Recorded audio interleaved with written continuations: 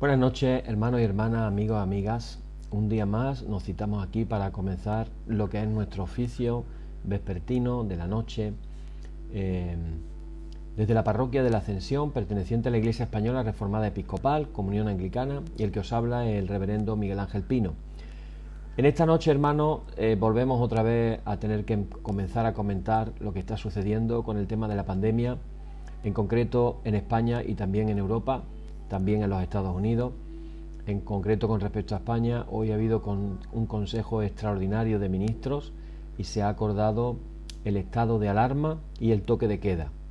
El toque de queda tendrán que ajustarse las horas en cada región, en cada comunidad autónoma, pero la idea es que haya toque de queda desde las 11 de la noche hasta las 6 de la mañana.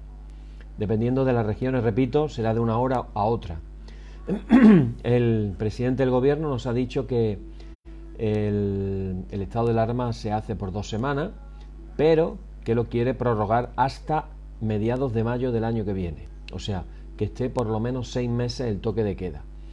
Esto lógicamente no ayuda para nada a la economía, sobre todo en el caso de los bares y restaurantes, que dicho sea de paso, es cuando menos paradójico que en los bares y restaurantes parece ser, según las estadísticas, se produce un 3% de los contagios, es decir, que realmente el problema no está en los bares y restaurantes, con lo cual eso nos deja un poquito pensativo.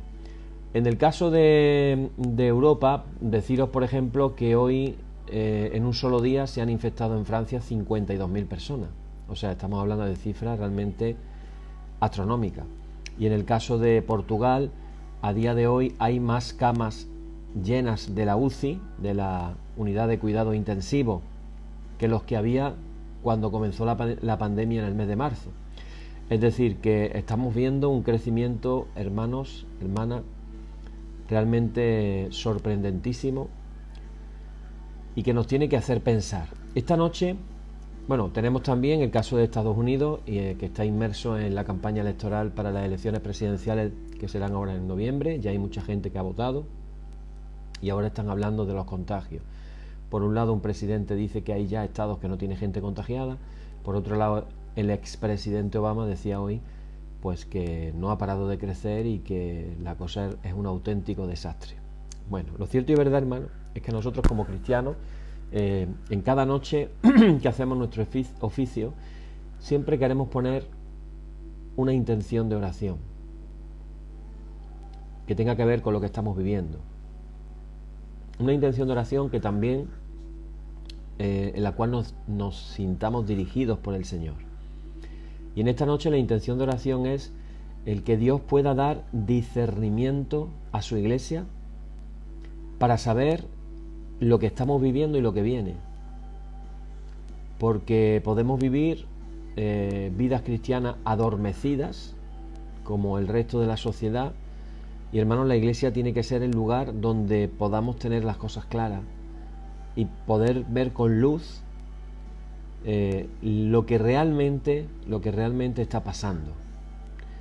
Y tenemos que hablar acerca de esto, de esta medida del toque de queda, que nos suena, cuando menos, por el nombre que tiene y lo que va a suponer, nos suena, hermanos, como mínimo a vamos a poner un adjetivo, militar, como que estuviéramos entrando en un estado de sitio militar.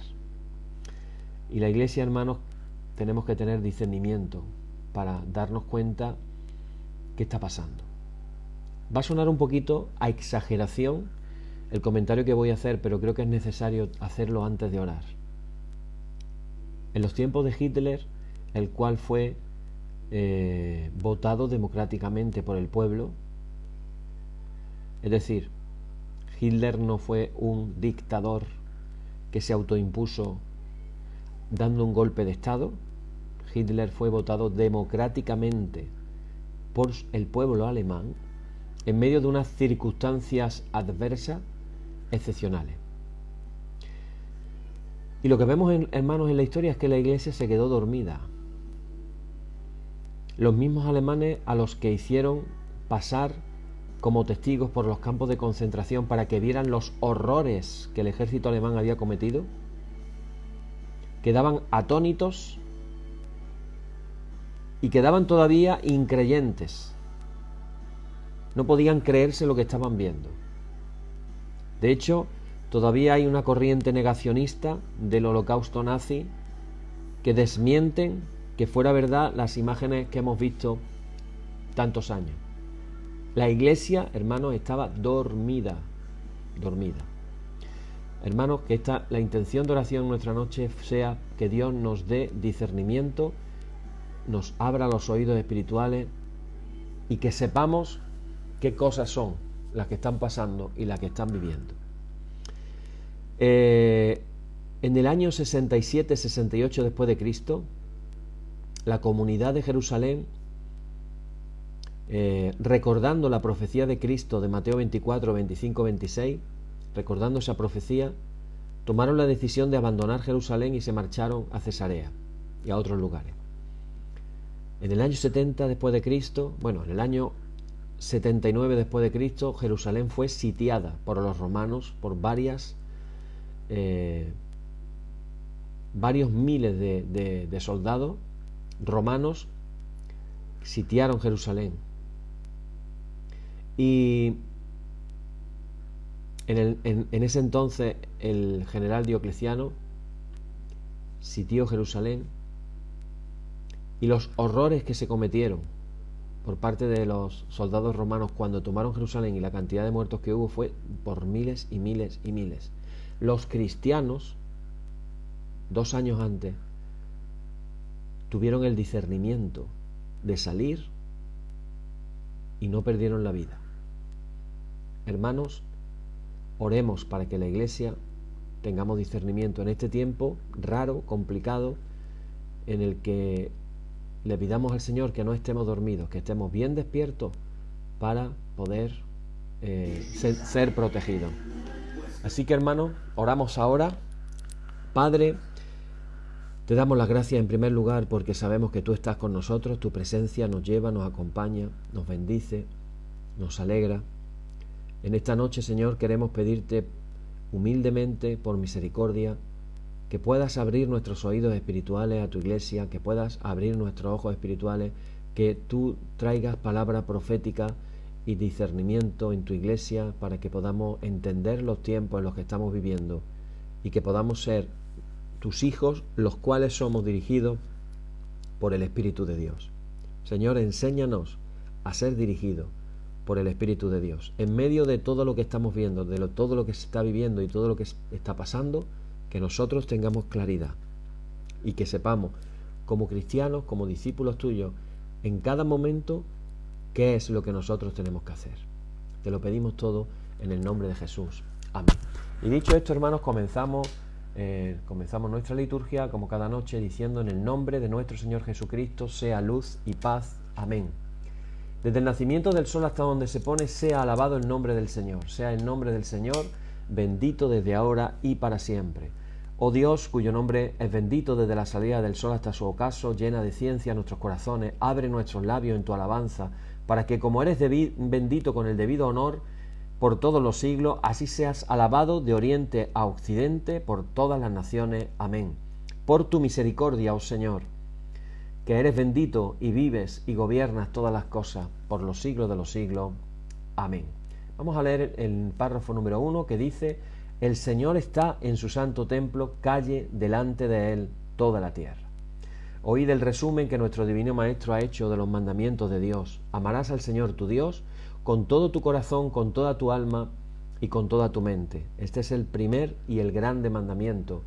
Y el segundo es semejante a este: amarás a tu prójimo como a ti mismo. De estos 2 mandamientos pende toda la ley y los profetas. Y a nosotros, discípulos suyos, nos ha dado Jesús un mandamiento nuevo, diciendo: este es mi mandamiento, que os améis los unos a los otros como yo os he amado. En esto conocerán todos que sois mis discípulos, si tuviereis amor los unos con los otros. Oremos, hermanos. Señor Jesucristo, sin cuya ayuda nada podemos hacer, vive en nosotros y capacítanos con tu gracia para que, llevando mucho fruto, demos gloria al Padre Celestial. Amén. Hermanos muy amados, reconociendo con sinceridad cuán lejos estamos de haber cumplido fielmente la voluntad del Señor, humillémonos en su presencia y con un corazón contrito confesemos todas nuestras faltas y transgresiones, seguros de que Él oirá nuestra súplica. Oramos todos juntos diciendo: Padre omnipotente y misericordioso, la confusión y la vergüenza no nos deja levantar nuestro rostro en tu presencia. Por eso, con humildad y dolor de corazón, confesamos que nos hemos desviado de tu sendero y como ovejas perdidas hemos andado descarriados fuera de tus caminos. Hemos seguido desordenadamente las intenciones y deseos de nuestro propio corazón. Hemos roto tus santos mandamientos. Además de no hacer lo que debíamos, hemos hecho lo que no estaba bien hacer. Por eso, Señor, ten misericordia de nosotros, pobres pecadores. Perdona, oh Dios, a los que confiesan sus culpas, restaura a los que se arrepienten, según tus promesas, declaradas a toda la humanidad en Jesucristo nuestro Señor. Amén. Y el Señor Jesucristo, que tiene la potestad de perdonar pecados sobre la tierra y que no desecha al pecador, que a Él acude para salud, oiga vuestros ruegos, perdone todos vuestros pecados y os conceda su Santo Espíritu, para que vuestra vida sea de aquí adelante pura y santa, hasta que seáis recibidos en el goce de su eterna gloria en las mansiones del Padre Celestial. Amén. El Señor sea siempre con vosotros. Alabaré al Señor conforme a su justicia y cantaré al nombre del Señor el Altísimo. Aleluya. Te ensalzaré, mi Dios y Rey, y bendeciré tu nombre para siempre jamás. Gloria y honor al Padre y al Hijo y al Espíritu Santo por los siglos de los siglos. Amén. Señor, abre nuestros labios y nuestra boca anunciará tu alabanza. Y vamos a leer en esta noche, hermanos, el Salmo número 28, Salmo de David, que dice, se titula el Salmo Plegaria para pedir ayuda y alabanza por la respuesta. Dice así: A ti clamaré, oh Señor, roca mía, no te desentiendas de mí, para que no sea yo dejándome tú, semejante a los que descienden al sepulcro. Oye la voz de mis ruegos, cuando clamo a ti, cuando alzo mis manos hacia tu santo templo. No me arrebates juntamente con los malos y con los que hacen iniquidad, los cuales hablan paz con sus prójimos, pero la maldad está en su corazón. Dales conforme a su obra y conforme a la perversidad de sus hechos. Dales su merecido conforme a la obra de sus manos. Por cuanto no atendieron a los hechos del Señor ni a la obra de sus manos, Él los derribará y no los edificará. Bendito sea el Señor, que oyó la voz de mis ruegos. El Señor es mi fortaleza y mi escudo, en Él confió mi corazón y fui ayudado, por lo que se gozó mi corazón y con mi cántico le alabaré. El Señor es la fortaleza de su pueblo y el refugio salvador de su ungido. Salva a tu pueblo y bendice a tu heredad, y pastoréales y susténtales para siempre. Gloria y honor al Padre, al Hijo y al Espíritu Santo por los siglos de los siglos. Amén. Bien, hermanos, pues llegamos en el día de hoy, ya estamos cruzando en el estudio que estamos haciendo de la bienaventuranza. Ya estamos, hermanos, llegando a la mitad, y esta noche hablamos de Mateo capítulo 5 versículo 8, que dice: Bienaventurados los de limpio corazón, porque ellos verán a Dios. Ellos verán a Dios. Con esta afirmación de Jesús nos estamos enfrentando con una de las grandes afirmaciones de toda la Escritura. Y claro, nunca podríamos agotar realmente este versículo, un versículo tan pequeño. Y hermanos, cuando yo estaba estudiándolo, preparándolo, me daba cuenta de que se puede extender a tantos y a tantos temas y a tantas realidades, pero hoy, en esta noche y mañana, vamos a tratar de descubrir algo nada más de su significado central, muy lejos de agotar las riquezas que encontramos en esta simple frase que dijo Jesús. Como lo hemos hecho a lo largo de todos estos estudios de las bienaventuranzas, no sé si alguien se ha dado cuenta, pero lo estamos haciendo con una dinámica de hacer preguntas, hacernos preguntas que después vamos tratando de resolver. Preguntas clave que nos permitan llegar al corazón de lo que Jesús estaba diciendo ahí, en ese monte, cuando dijo la bienaventuranza. Cuando tenemos una información tan simple como esta, y que realmente en el fondo está tan profunda, pues tendríamos que realizar realmente un esquema bastante complicado. Vamos a empezar de la manera más sencilla, y es que Una de las cosas a tener en cuenta cuando uno estudia la Biblia, siempre tenemos que partir de la primera pregunta, o las primeras preguntas más interesantes son aquellas que tienen que ver con el contexto en el cual se está exponiendo dicha afirmación o dicha frase, como por ejemplo lo que estamos hablando esta noche aquí. ¿Cuál es el contexto? Hemos hablado ya de ello, pero vamos a recordarlo porque llevamos varios días sin mencionarlo, eso no puede olvidar. Vamos a hablar del contexto para que podamos entender mejor qué estaba diciendo Jesús, a quiénes se lo estaba diciendo, qué estaban viviendo esas personas, qué pensaban esas personas. Y eso nos va a ayudar mucho a comprender las palabras de Jesús, que nosotros, si las dejamos aisladas, pues podemos decir, qué bonita es la bienaventuranza, ¿verdad? Pero nos estamos dando cuenta de que dentro de lo que es la bienaventuranza hay telitas, como decimos aquí, telita que cortar. Bueno, la primera pregunta es, como digo, ¿cuál es el contexto de estas palabras? Vamos a hablar un poquito del contexto, porque estas palabras que Jesús dijo, no las dijo a partir de un vacío, no cayeron de cualquier manera en alguna circunstancia que existía ahí, en ese escenario, sino que esas palabras emergen de un contexto histórico, un contexto religioso y un contexto espiritual. 3. Histórico, religioso y espiritual. En ese contexto habla Jesús ese día en ese monte en Israel. Y vamos a ver un poquito del contexto. En primer lugar, tenemos que entender que en el momento, el tiempo histórico, en la venida de Jesucristo al mundo, Israel estaba en una condición desesperada. Así estaba Israel.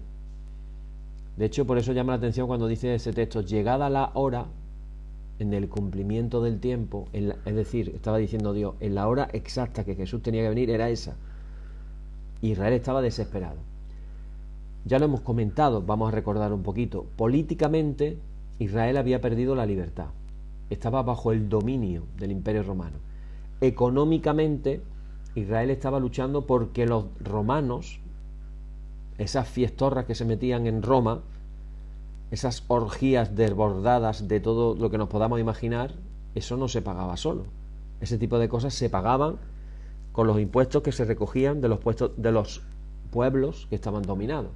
Entonces, estamos hablando de unos impuestos exorbitantes, en muchos casos criminales del pueblo, de tal manera que el pueblo no le quedaba de otra que estar trabajando de una manera dura para ganarse, y finalmente llegaba ese impuesto injusto. Por eso los recaudadores de impuestos eran gente odiada, lógico, porque no solamente recaudaban dinero para el Imperio Romano, sino que mucho del dinero que recaudaban también se lo quedaban ellos, y se enriquecían injustamente, como hablábamos esta mañana en la lectura de la palabra, en donde se nos cuenta la historia de Zaqueo.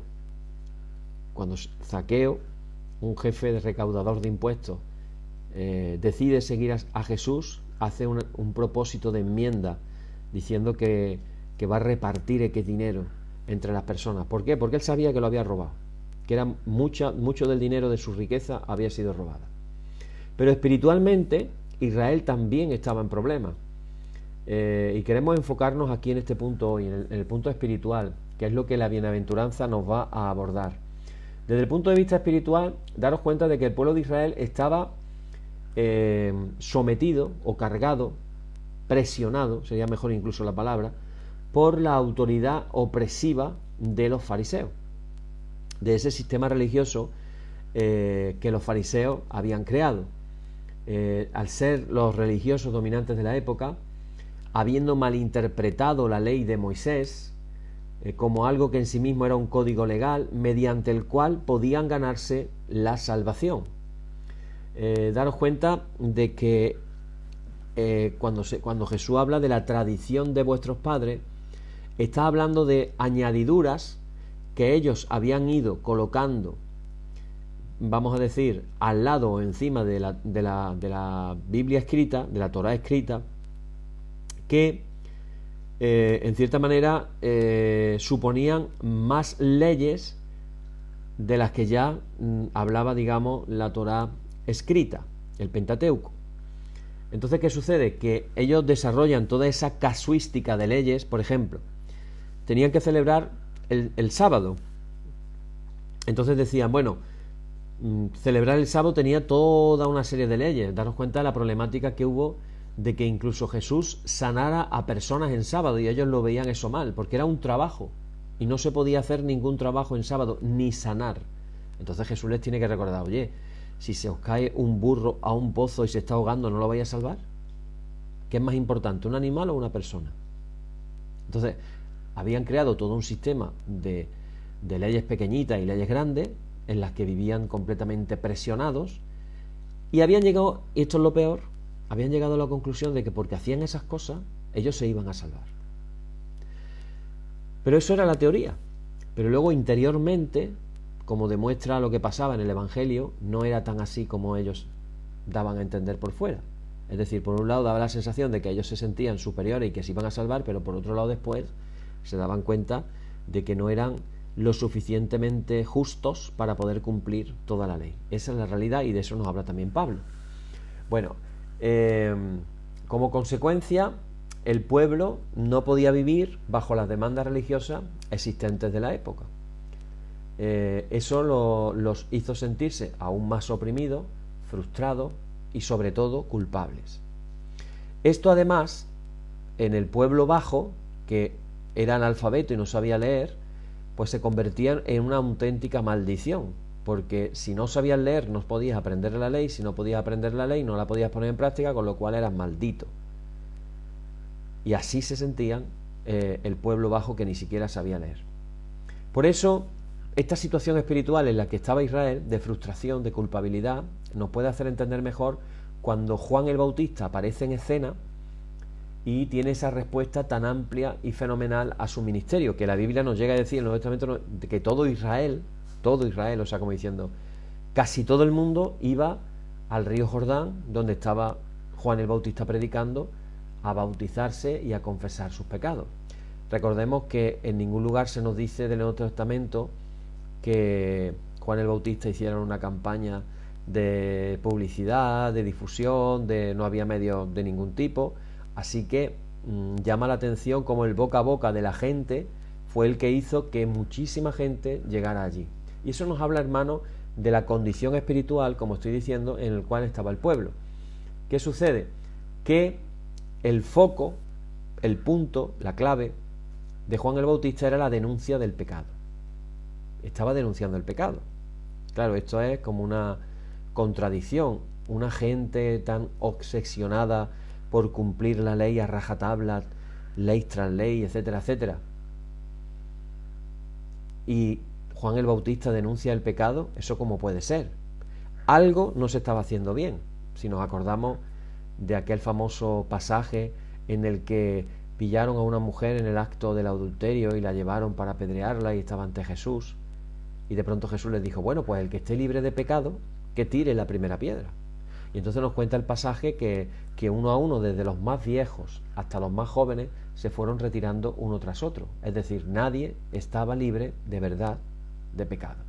Así que esa gente, con esa culpabilidad, con esa frustración de ser conscientes, por un lado la soberbia de creer que lo estoy haciendo bien, pero por otro lado un fuero interno de me siento en culpabilidad, hizo que fueran a escuchar a Juan el Bautista.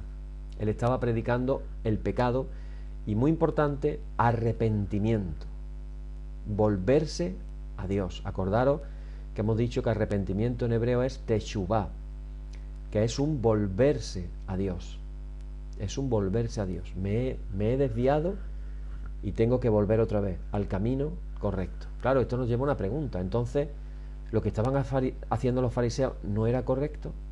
¿No era eso? ¿No era ese el punto? Bueno, vamos a ver qué nos cuenta este estudio. Vamos a ver en el estudio qué se dice.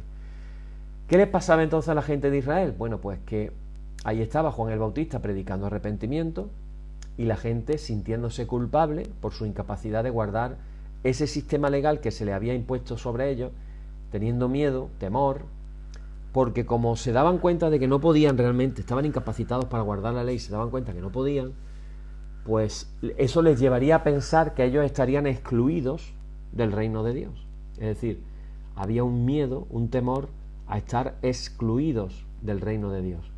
Y claro, este hombre estaba predicando acerca del pecado, del arrepentimiento.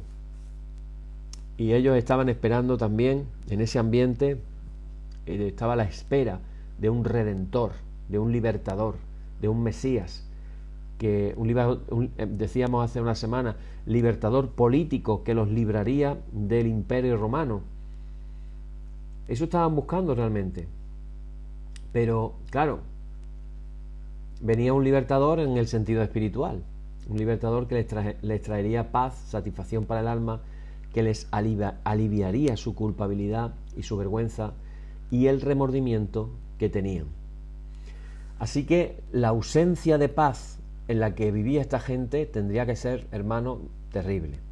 Ausencia de paz que tendría sus almas en una turbación permanente. Y esto me recuerda a aquel poema de Santa Teresa de Jesús, que comienza diciendo algo así también: nada te turbe, nada te espante. Quien a Dios tiene, nada te turbe. Pero ellos no tenían a Dios. Ellos tenían un sistema legal. A veces en nuestras iglesias, hermanos y hermanas, nos podemos confundir y pensar que tenemos a Dios cuando en realidad lo que tenemos es un sistema legal. Cuando en vez de tener una persona en nuestro corazón, lo que tenemos es una religión en nuestra mente. Y estamos confundiendo una cosa por la otra, y los fariseos lo confundieron. Los fariseos lo confundieron y no supieron ser conscientes de quién era el que tenían delante de ellos. No supieron reconocer al Mesías, nuestro Señor Jesucristo. Así que en ese momento ahí estaba Juan el Bautista, precursor del Mesías, el profeta, el último profeta del Antiguo Testamento, y comienza a predicar que el Mesías estaba por venir. Era el momento de preparar el corazón para no quedarse afuera del reino. El Mesías venía y era el momento de reconocer el pecado, como predicaba Juan el Bautista, de arrepentirse, de recibir un perdón que estaba disponible, preparando el corazón para ese Redentor que vendría y para su reino. La gente no quería quedarse afuera del reino, no quería quedarse sin la vida eterna, no querían perder todo lo que Dios les tenía preparado. Entonces estaban en la búsqueda y estaban buscando a alguien que les ayudara a confrontar esa culpabilidad y pecado. Conforme vamos estudiando los evangelios, podemos notar que aunque había una preocupación por el tema político del tema de Roma, había una preocupación también por la estabilidad y la prosperidad económica. Y también había un asunto clave que estaba sosteniendo los corazones del pueblo judío, y este era el tema espiritual. Por eso no nos puede extrañar, y ahora vamos a entender más cosas, en ese ambiente de no querer perder la salvación, una noche se le presenta a Jesús un maestro de Israel llamado Nicodemo. Nos lo cuenta la historia del capítulo 3 del Evangelio de Juan. Este hombre, fariseo también, un líder de los judíos, un hombre de gran estatura, viene a Jesús de noche, a escondidas. No quiere que nadie se entere. Y entonces le dice: Rabí, sabemos que has venido de Dios como maestro, porque nadie puede hacer estas cosas que tú haces, al menos de que Dios esté con él. Y Jesús le responde y le dice, y aquí es curioso, ¿no? La respuesta de Jesús es muy curiosa, cuando menos, porque Jesús le dice: de cierto te digo, a menos de que uno nazca de nuevo, no puede ver el reino de Dios. Quédate con esta frase: no puede ver. No puede ver. Acordaros de la bienaventuranza: bienaventurados los limpios de corazón, porque ellos verán a Dios. Ya vamos teniendo una idea de por dónde pueden ir los tiros. ¿Por qué le dice esto Jesús a Nicodemo? ¿Por qué Nicodemo le está diciendo una cosa y Jesús le salta con otra? Eso era algo muy típico de Jesús. ¿Sabes por qué? Porque Jesús tenía la capacidad espiritual de ver el corazón de la persona. Hay hombres de Dios que tienen esa capacidad también. Por eso pueden ver, a veces lo que ni siquiera uno puede ver, pueden verlo también. La pregunta de Nicodemo, hermanos, estaba enfocada algo así como tratando de asegurarse o tratando de preguntarle a Jesús, ¿cómo me aseguro yo de poder entrar al reino? Nicodemo vino a Jesús, evidentemente, al hacer esa pregunta y viniendo a escondida y por la noche, él era consciente de su pecado. Era consciente de su culpabilidad, de su indignidad. Y claro, eso trae consigo el temor de que pudiera perder el reino. Y estamos hablando de uno de los hombres principales de los judíos, de los fariseos. No cualquiera estaba en ese momento. Y claro, esa pregunta molestaba a Nicodemo en su corazón. ¿Qué debo de hacer para ser salvo? ¿Cómo puedo obtener la salvación? O dicho más al lenguaje nuestro de hoy en día, podríamos decir, y lo vamos a entender mejor todavía, ¿cómo puedo estar bien con Dios? Hermanos, en esta noche nos preguntemos, ¿cómo podemos estar bien con Dios? ¿Cómo puedo ser aceptado por Dios? Eso era lo que estaba en el corazón de Nicodemo. Y claro, él no era el único, por supuesto, había muchos así también, ¿no? Así que cuando Jesús más adelante se está dirigiendo a esa multitud y de pronto dice en el capítulo 6 de Mateo, en el versículo 28, le dice a la multitud, ¿qué haremos para que hagamos las obras de Dios? Estaba presentando otra vez, dando con el dedo en la llaga a esa realidad molesta de que hay algo que está mal en nuestras vidas. Pecado, culpabilidad, heridas.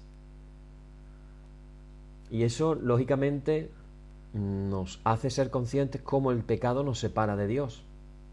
Y al separarnos de Dios, tememos que no podamos estar realmente haciendo las obras de Dios.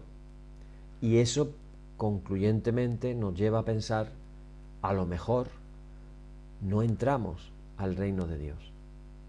En el mundo protestante hay dos grandes teologías, la teología calvinista, que habla de la predestinación de la salvación y que aquel que ha sido predestinado para ser salvo nunca, bajo ningún concepto, va a perder la salvación, a lo cual algunos responden, bueno, y entonces esa persona que supuestamente era predestinada, ¿por qué ha abandonado los caminos del Señor?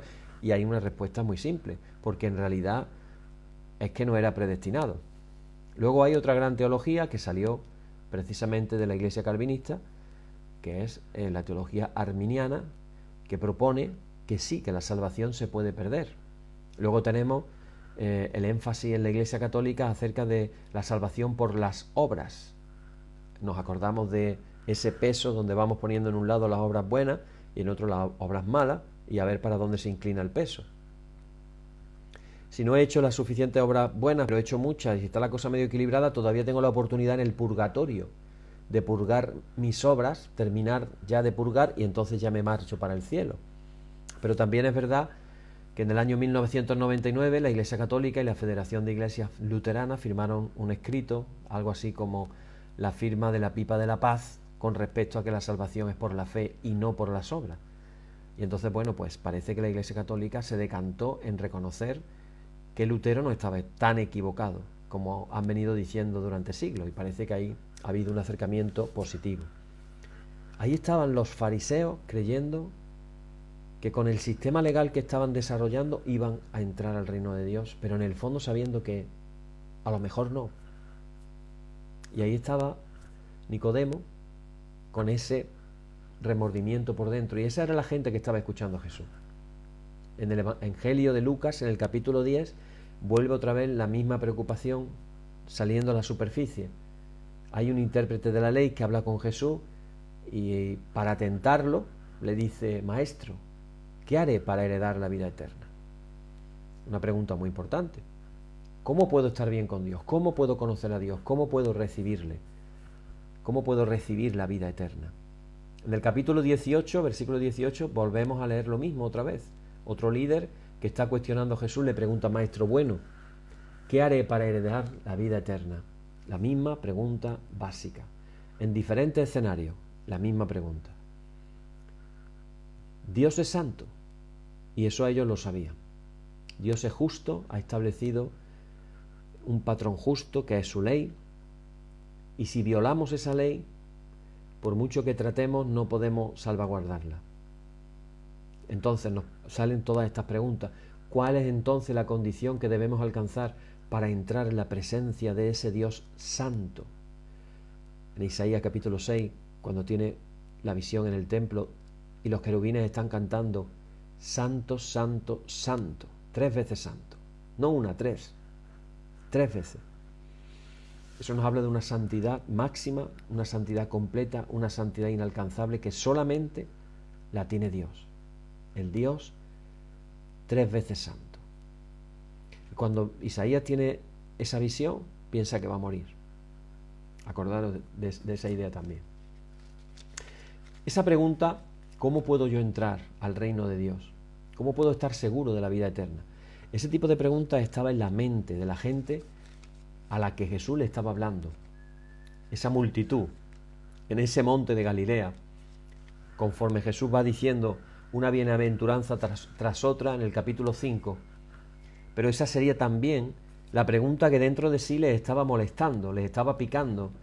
Y claro, él había ido por toda Galilea, en ese momento ya había enseñado en la sinagoga, había predicado el evangelio del reino, había curado todo tipo de enfermedades, la fama suya ya se había esparcido por todos lados.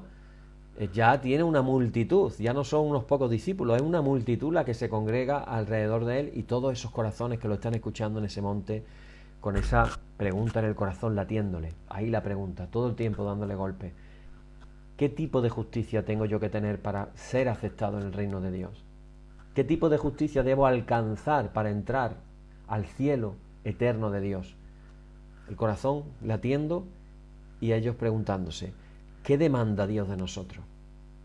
Y a esa pregunta del corazón de los que lo están escuchando, a esa pregunta Jesús les responde y les dice aquello que hemos dicho antes: bienaventurados los de limpio corazón, porque ellos verán a Dios.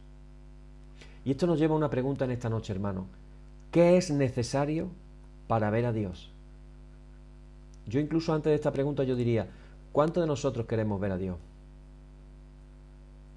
¿Cuántos de nosotros queremos que Dios nos abra los ojos espirituales y ver a Dios? ¿Cuántos queremos ver a Dios? Yo quiero que nos midamos ahora mismo espiritualmente por dentro. ¿Quiero ver a Dios? ¿Me gustaría ver a Dios?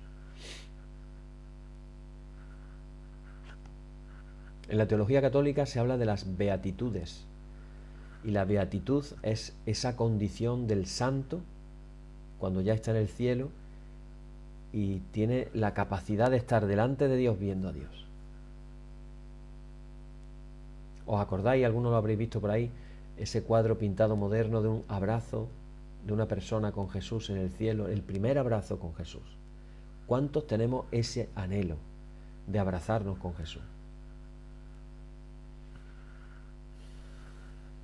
De sentir, lo logré, llegué a la meta, llegué a donde quería.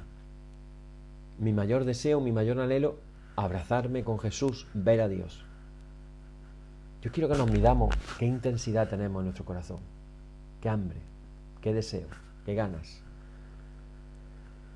Y eso que nos lleva a la pregunta, ¿qué es entonces? ¿Qué es necesario para ver a Dios? O dicho de otra manera, para entrar, ¿qué es necesario para entrar a su reino? Y Jesús no lo dice. Y la respuesta es fácil y profunda a la vez. Lo que es necesario es un corazón limpio. Bienaventurados los de limpio corazón. Hermano y hermana, te recomiendo en esta noche, cuando tú veas este vídeo, pues a lo mejor lo estás viendo por la mañana. Hay gente que lo ve por la mañana, depende del horario. Hay gente que lo ve en Estados Unidos y lo ve por la mañana, y aquí lo estamos haciendo por la noche. Da igual el momento del día. Como venimos haciendo en todas las bienaventuranzas, conviértelas en una oración personal. Señor, yo quiero ser de corazón limpio. Yo quiero tener el corazón limpio. Pídeselo al Señor. El que pide, recibirá una respuesta. El que llama, se le abrirá. Hagamos esta petición cada uno particularmente. Imaginaros cuando aquellos que estaban en esa situación espiritual que hemos descrito, de pronto escuchan a decir, bienaventurados, felices los que tienen un corazón limpio, y todos se preguntarían, ¿qué es un corazón limpio? La gente en ese entonces nos pasa como la gente de ahora. Tenemos la tendencia a medirnos a nosotros mismos comparándonos con los que nos rodean. Yo recuerdo hace años que en mi trabajo de empresa también daba formación a vendedores y les decía la pregunta de la comparación. Cuando decían, la verdad es que tienes un buen coche. Y entonces venía la pregunta de la comparación. ¿Un buen coche con respecto a quién? Porque si me comparo con el que tiene un coche malo, yo tengo un coche bueno. Bueno, en mis circunstancias actuales, el coche que tengo es el malo, malo, malo. Gracias a Dios todavía me lleva. Cualquier día se me va a salir una rueda en mitad de una curva, porque ya está para tirarlo por un barranco. Pero en aquella época había coche bueno. Pero yo les decía, pero si me comparo con lo malo, siempre me voy a considerar bueno. Entonces, ¿con quién? ¿Con respecto a quién o con respecto a qué? Es que hablan muy bien inglés, sí, pero ¿con respecto a quién? Con respecto al que habla mal inglés, claro, con respecto a ese, claro que es fácil hablar bien inglés, pero con el nativo, ahí la cosa cambia. Y a esta gente le pasa como nos pasa a nosotros. ¿Con quién nos estamos comparando? Claro, si nos comparamos con los pecadores, pues entonces nos vamos a sentir que somos los más santos de los santos, que era lo que le pasaba a los fariseos. Entonces, claro, inevitablemente cuando nos medimos a nosotros mismos, comparándonos con otro ser humano que es inferior, pues evidentemente siempre vamos a salir ganando, pero que ese no es, hermano, ese no es el punto. Y con esto quiero deciros algo muy importante de esta bienaventuranza, y es que esta bienaventuranza se considera la bienaventuranza clave, la bienaventurada centro, la más importante. Y claro, cuando decimos esto, lo primero que nos preguntamos, si es la más importante, ¿cómo es que no está la primera? Y aquí yo tengo que recordaros aquella imagen que os dije de que la bienaventuranza es como el que va subiendo unas escaleras. Vamos subiendo unas escaleras. Por eso no está la primera, porque para llegar a esta bienaventuranza hay que recorrer primero las otras. Entonces, daros cuenta de que comenzábamos con la pobreza en espíritu, reconociendo nuestra quiebra espiritual, nuestra pobreza espiritual. Primer escalón. Segundo escalón, cuando reconocíamos nuestra pobreza espiritual, entonces eso nos llevaba a llorar por nuestra condición. Segundo escalón. Tercer escalón era que cuando tú lloras por tu pecado y lloras por tu condición y le das tu lugar a Dios, entonces te conviertes en una persona mansa y humilde debido a esa condición. Y después de ser manso y humilde aparece el hambre y la sed de justicia. Y esa hambre y sed de justicia nos lleva a la misericordia. Y con la misericordia es con la que podemos llegar a convertirnos también en personas limpias de corazón. Y como podemos ver, los fariseos, los peores de ellos, los legalistas, pensaban que era suficiente mantener una pureza externa, por fuera, una religión externa, la religión de la hipocresía. Toda religión es hipócrita, es externa, es un aparentar, pero con esa convicción que ellos tenían de religión externa, de pronto Jesús les dice, los únicos que verán a Dios serán los limpios de corazón. Entonces, claro, eso trae lógicamente un conflicto tremendo para estas personas. Fijaros que una vez que llegamos, hemos visto cómo vamos subiendo la escalera, y cuando lleguemos a limpios de corazón, nos damos cuenta de que aquellos que son limpios de corazón pueden ya convertirse también en los pacificadores de los que habla el versículo 9. se pueden convertir en los perseguidos de los que habla el versículo 10, o de los insultados y perseguidos del versículo 11, o los que son la sal de la tierra del versículo 13, o la luz del mundo del versículo 14. Fijaros si es clave esta bienaventuranza. Hemos hablado de la bienaventuranza, que es una palabra que se puede traducir por feliz, por dichoso, contento, gozoso, pero yo quiero definir un poquito más todavía esto, y quiero que se nos quede, hermanos, en esta noche, que no estamos hablando de una felicidad superficial, lo mismo que no hablamos de una religión superficial, sino del corazón. También tenemos que hablar que la felicidad de las bienaventuranzas no es superficial. Estamos hablando de una prosperidad espiritual. Prósperos son los limpios de corazón, pero una prosperidad interior.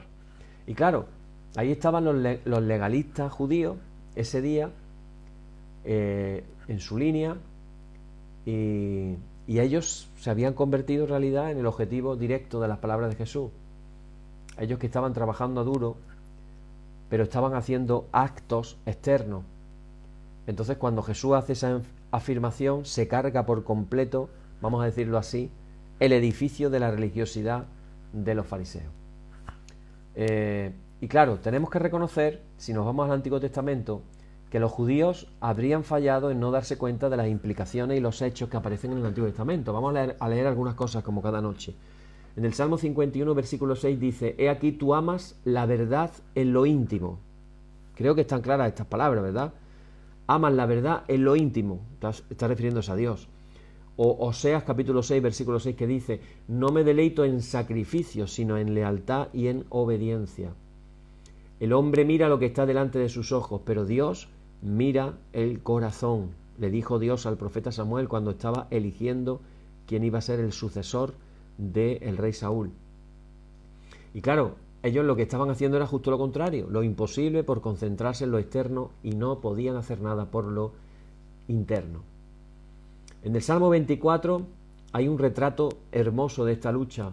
David se describe a sí mismo como un peregrino que va con alegría hacia Jerusalén, a una fiesta, y su corazón está emocionado conforme él se va acercando a la gran ciudad. Pero también, conforme él se acerca, con toda esa euforia de la experiencia de poder celebrar fiesta en Jerusalén, también es confrontado con una realidad que lo lleva a humillarse. Dice el Salmo 24, versículo 1: «Del Señor es la tierra y todo lo que en ella hay, y el mundo y todos los que en él habitan, porque Él lo ha fundado sobre los mares y lo ha establecido sobre los ríos». Después de esto, él se hace una pregunta. Él iba caminando en peregrinación hacia Jerusalén y se pregunta: ¿quién ascenderá al monte del Señor? ¿Quién podrá entrar en el monte del Señor? ¿Y quién podrá estar de pie en su lugar santo? Y él va andando hacia Jerusalén y tiene esa pregunta dentro de sí: ¿quién va a entrar ahí? ¿Quién es el que puede entrar ahí? Y él se responde a esa pregunta. Y en la respuesta, que él sabe perfectamente, él se da cuenta de que no es alguien que haya guardado la ley de Dios perfectamente, o alguien que haya cumplido con todos los requisitos ceremoniales, sino que más bien dice en el versículo 4, dice: el que tiene manos limpias. El que tiene manos limpias. Limpios de corazón. El que tiene manos limpias. ¿Y qué más? Un corazón puro, que no ha levantado su alma a la mentira, que no ha jurado con engaño, engañosamente. Ese es el que recibirá la bendición. Y hermano, ahí encontramos la bienaventuranza, una bendición del Señor y justicia de Dios de su salvación. Ahí tenemos cómo Dios nos justifica, ahí tenemos la posibilidad de la conversión, la posibilidad de la transformación. Y esto nos lleva a la siguiente pregunta: ¿quién es el que va a ver a Dios? ¿Quién es el que tiene el derecho a acceder a su monte santo? ¿Quién tiene el derecho de estar en su presencia? Hermanos, la presencia de Dios es de las cosas más maravillosas que podemos experimentar. Busquemos la experiencia de la presencia de Dios. Deleitémonos en la presencia de Dios, alegrémonos, gocémonos quedémonos quietos en la presencia de Dios.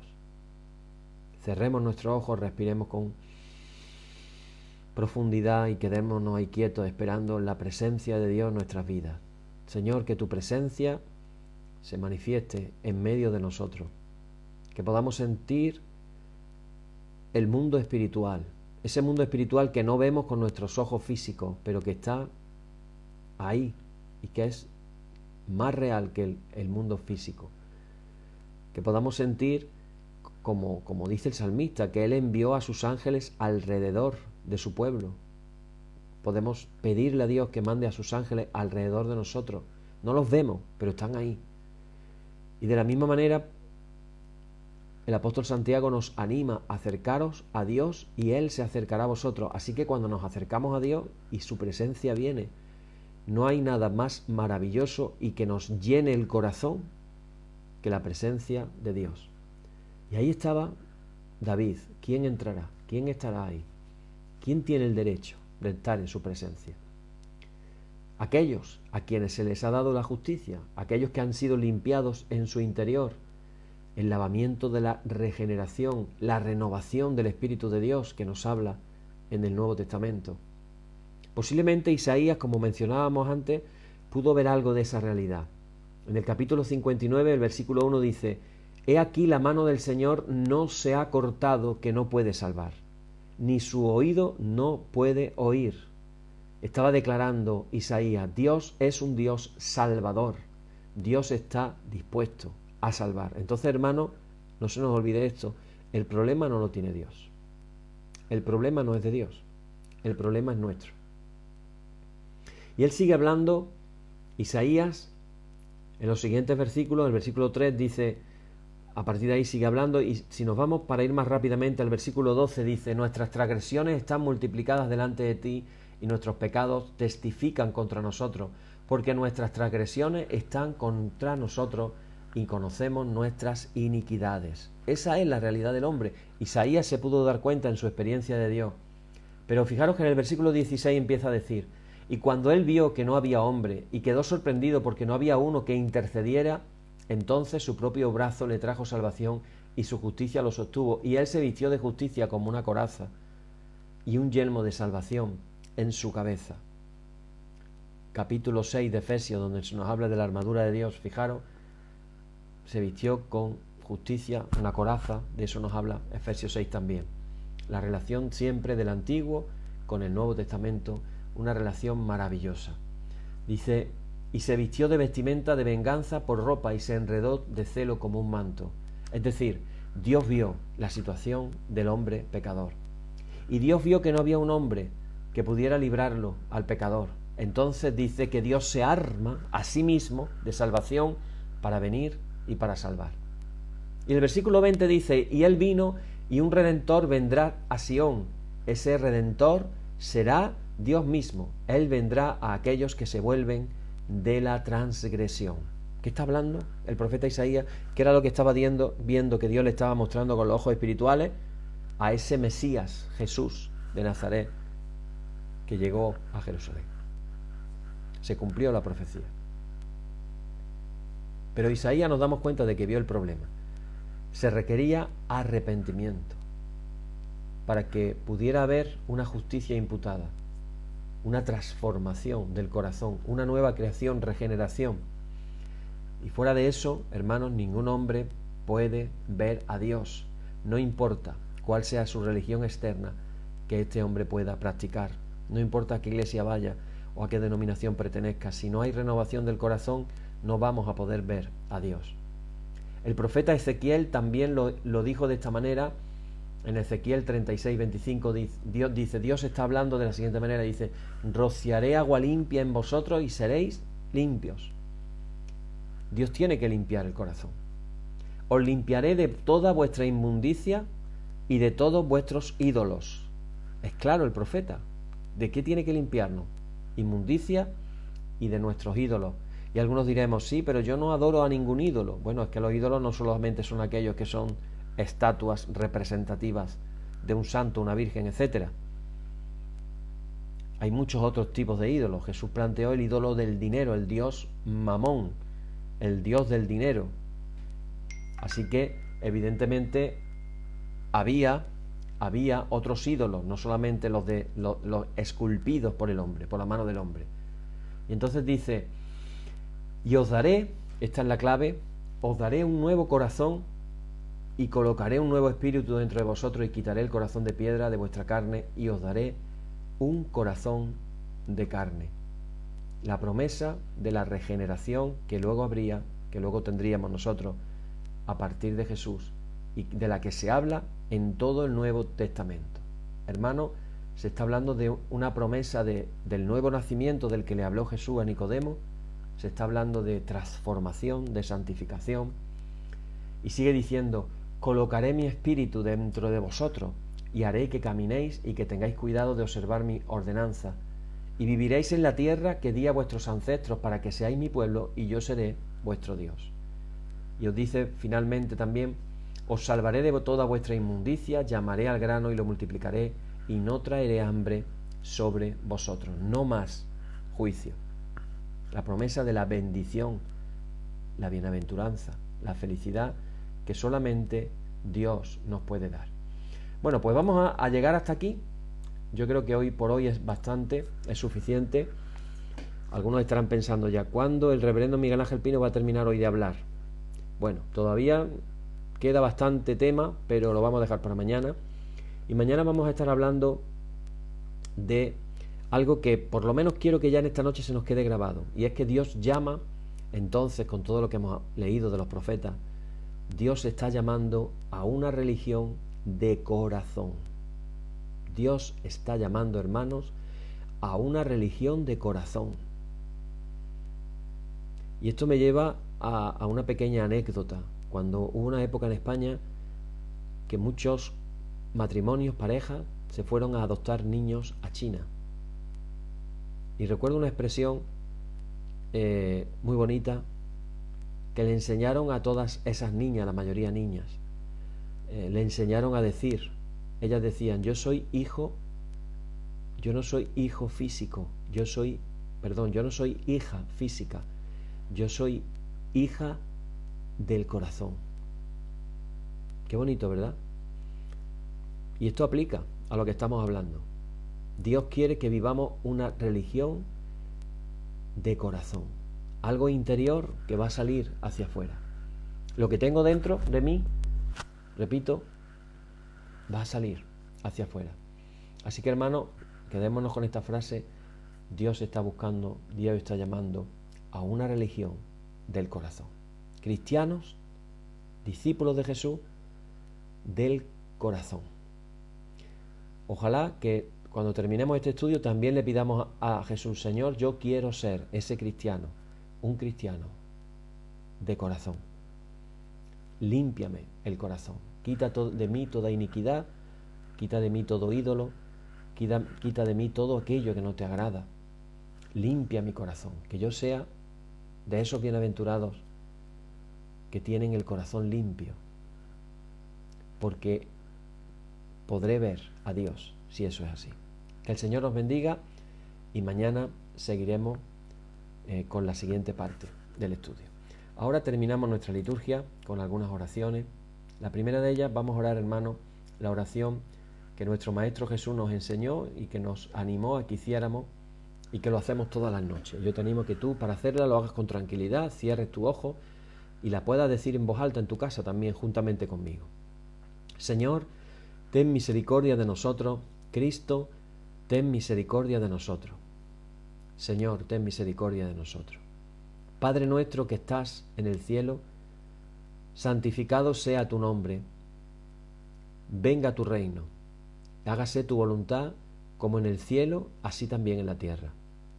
El pan nuestro de cada día, dánosle hoy y perdónanos nuestras ofensas, como nosotros también perdonamos a los que nos ofenden. Y líbranos del mal, Señor, y no nos dejes caer en la tentación. Amén. Líbranos del mal y confírmanos en tu temor con toda obra buena, oh Trinidad, Dios nuestro, que eres bendito y vives y gobiernas todas las cosas por los siglos de los siglos. Amén. Señor, muéstranos tu misericordia y danos tu salud. Llena a tus ministros de virtudes y da alegría a tu pueblo escogido. Acuérdate siempre de esta congregación que tú has poseído desde el principio. Oh Dios, purifica nuestros corazones y no quites de nosotros tu Santo Espíritu. Por la tarde, de mañana y al mediodía justo es, oh Señor, que te alabemos. Señor Dios omnipotente, que de la tarde, la mañana y el mediodía has hecho un día solo, y has mandado al sol que conozca su ocaso, abre, te rogamos, las tinieblas de nuestros corazones, y brillando tú en ellos te conozcamos como Dios verdadero y como luz eterna. Amén. Por tu misericordia, oh Dios nuestro, que eres bendito y vives y gobiernas todas las cosas por los siglos de los siglos. Amén. Hermanos y hermanas, en el nombre de Jesucristo nuestro Señor, terminemos con paz. Gracias sean dadas a Dios. Amén. Y la paz que al subir a los cielos dejó Jesús a sus discípulos, sea siempre con vosotros en toda su plenitud, y la bendición del Dios Padre Todopoderoso y del Hijo y del Espíritu Santo descienda sobre vosotros y more en vosotros eternamente. Amén. Con esta oración de bendición, hermanos, nos emplazamos para mañana a la misma hora, y que el Señor siga bendiciendo vuestras vidas. Amén.